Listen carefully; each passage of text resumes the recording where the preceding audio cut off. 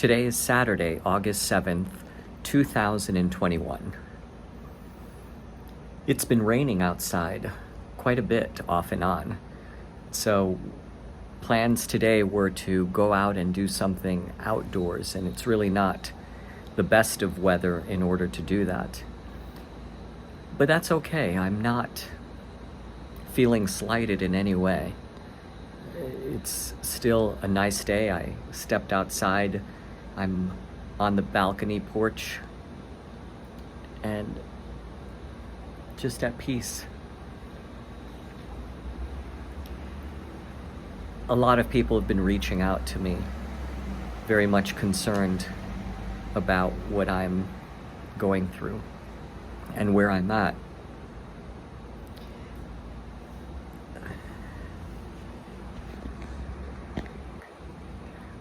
I'm actually doing well. How can I describe this to you?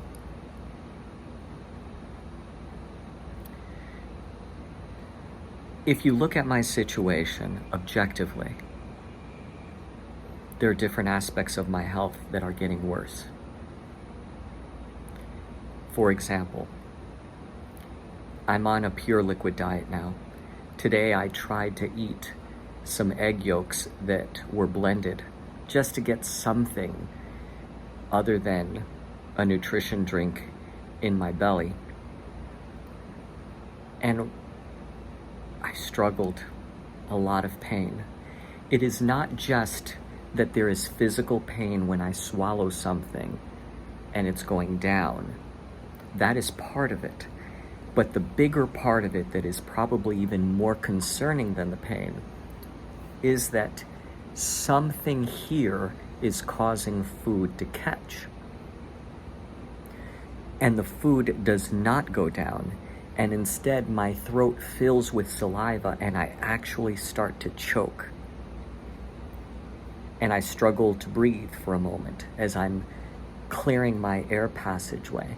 So food is stuck, and I have a theory that there is a pocket that has developed from a tumor, and that pocket fills.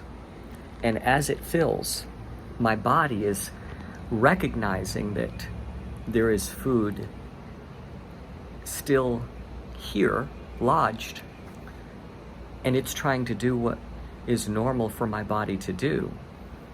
So it causes me to excrete saliva to push it down, except that it won't go down because it's caught and stuck in this bowl.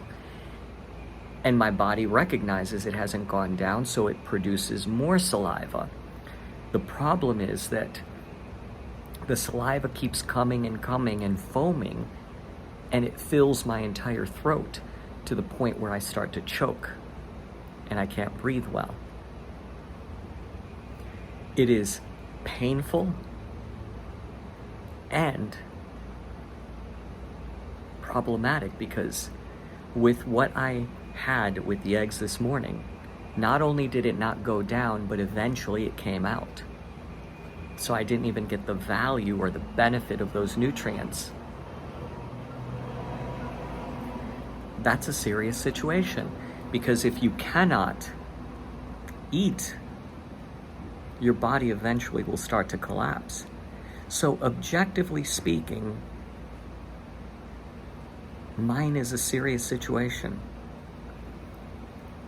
But there's another aspect to this.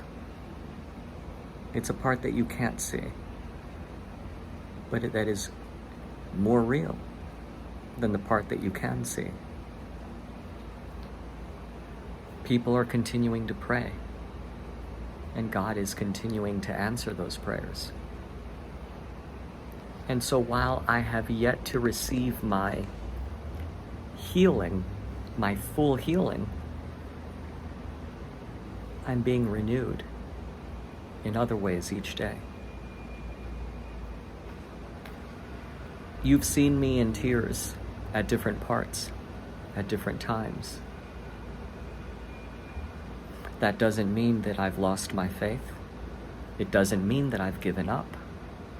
It means that I'm human. God, our Creator, designed man and woman with tear ducts. And guess what? He's allowed me to exercise mine quite a bit lately. And crying, it's not a sign of weakness, it's a sign of our humanity. In fact, when you can cry, you're actually stronger than when you can't. Because when you cry, you're letting it all out. You're releasing the emotion that otherwise gets bottled up inside and brings about more illness, more complications. There's nothing healthier than sometimes just having a cry.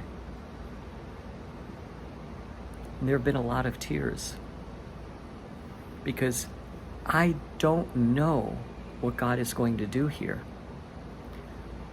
I am asking for a miracle. I am hoping for a miracle.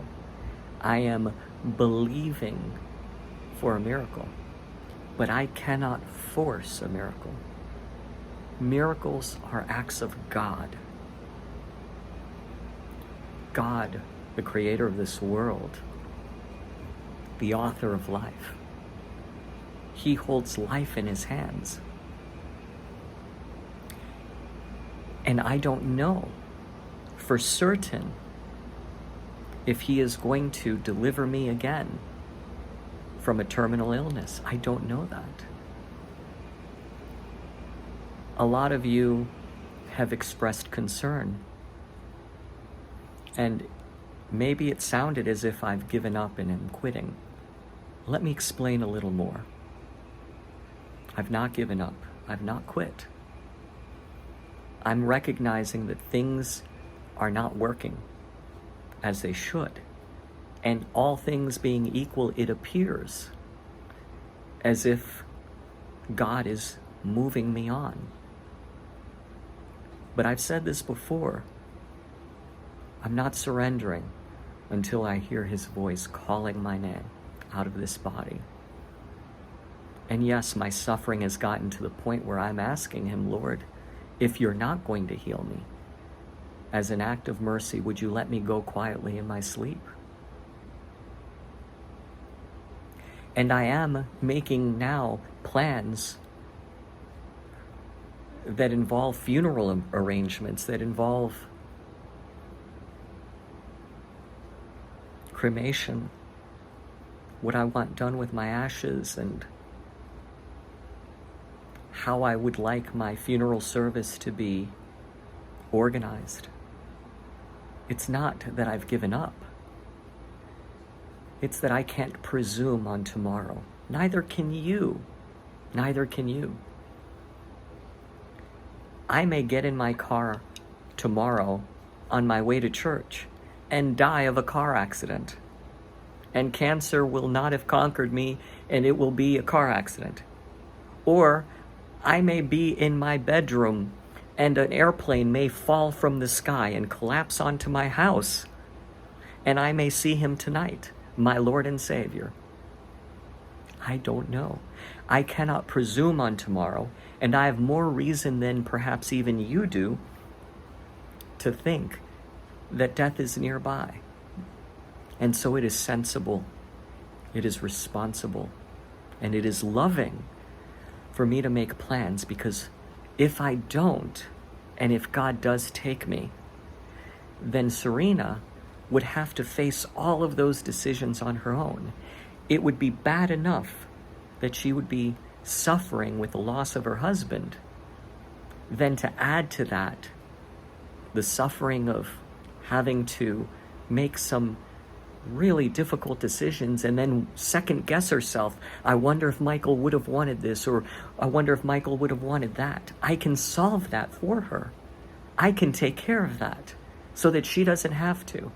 And whether it's a day from now, a month from now, or 50 years from now, that decision, I can make that decision. and save someone else from having to make that decision for me. That's why I'm doing that. I'm also making sure that I talk with people and I have the opportunity to say to people that I love them and that they have the opportunity to say that to me. I've not stopped receiving visitors and guests because I know that's important. And I'm thinking about how I would want things to be if the situation were reversed.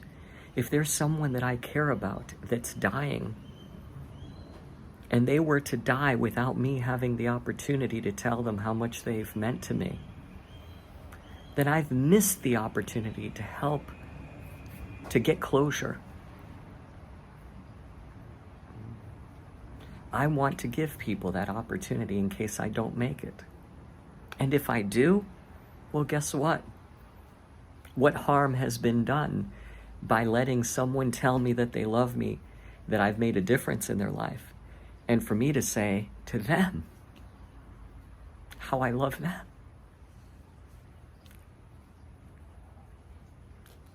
That's important.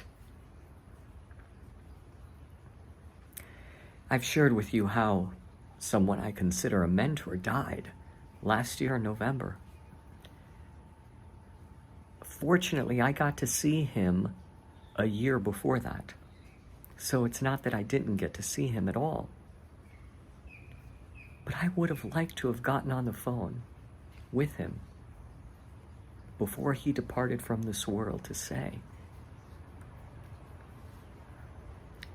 made a difference here in me. I don't want to rob anyone of that opportunity.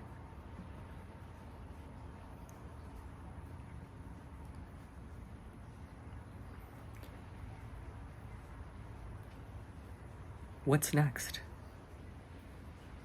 God knows. Have I given up? No, I haven't given up.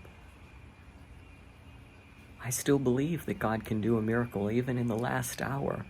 He is able. God is able. God is almighty, all powerful, and all loving. He can do it. But if he doesn't do it, I don't want you to take offense. I don't want you to be upset with him that he didn't, if he chooses not to. My greatest wish would be that your faith would remain as strong as ever, stronger even, for being on this journey with me.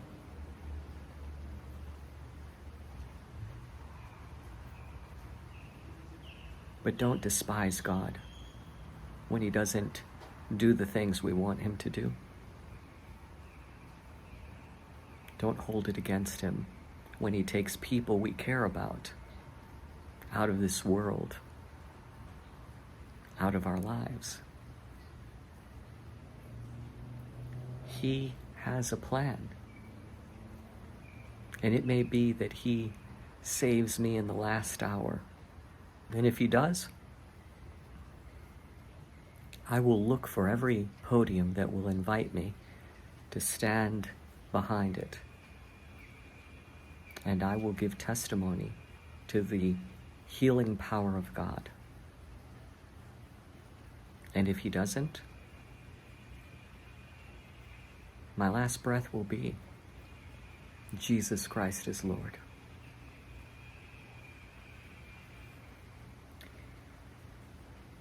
The devil comes to lie, steal, cheat, and kill.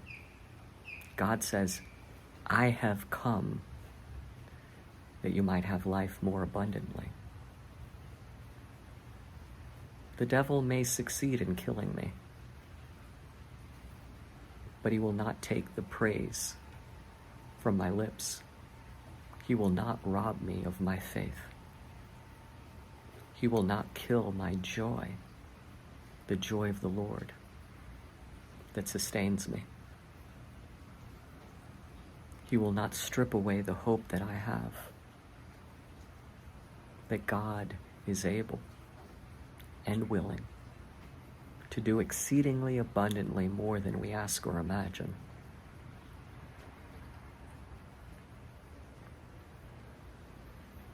For now, be patient with me.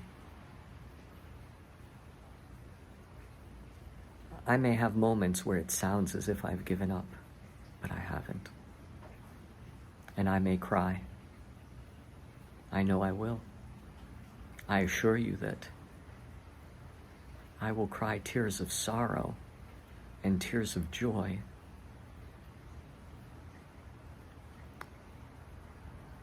Both. Be patient. And be forgiving of yourself when you're going through trials and you're angry, you're frustrated, you're sad, and you feel the overwhelming need to cry or to shout. God understands. I know I sure do. And if I do, I know He does infinitely more. Your Creator. He knows. And He doesn't judge you for that. His heart breaks for you when your heart breaks.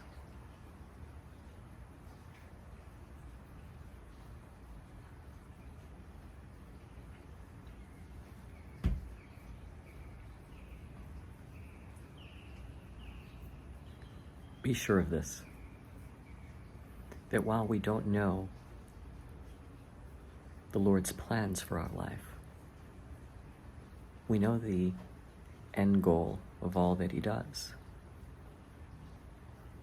His plans are all good, plans to prosper us. That may be on earth, and it may be in heaven.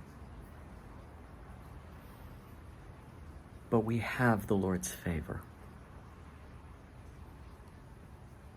We need to walk in it. And when we can't walk, crawl.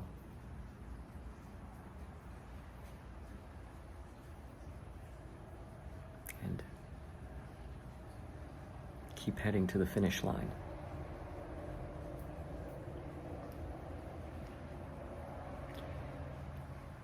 One of the greatest honors of my lifetime has been when a famous Christian recording artist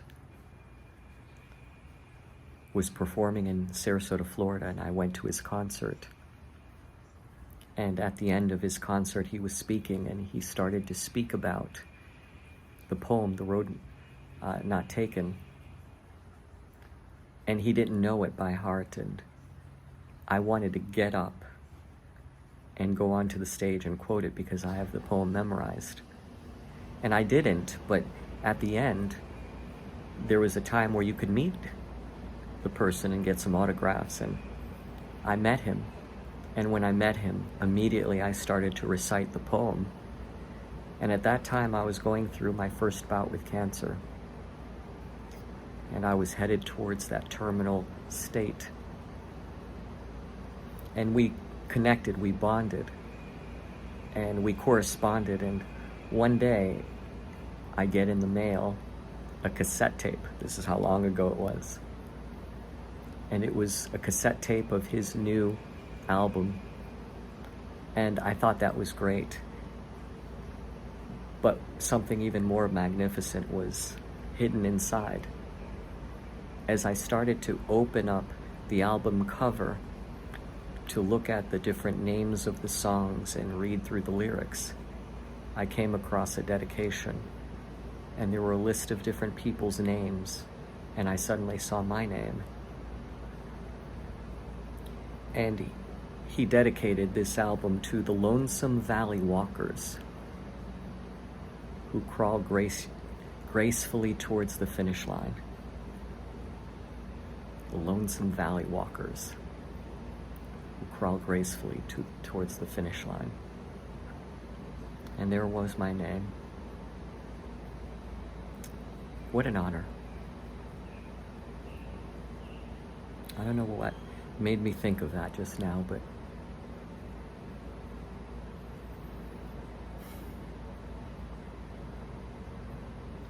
I will press forward. I ask you to continue to pray for a miracle. And let's see what God has in store. He may surprise us all yet.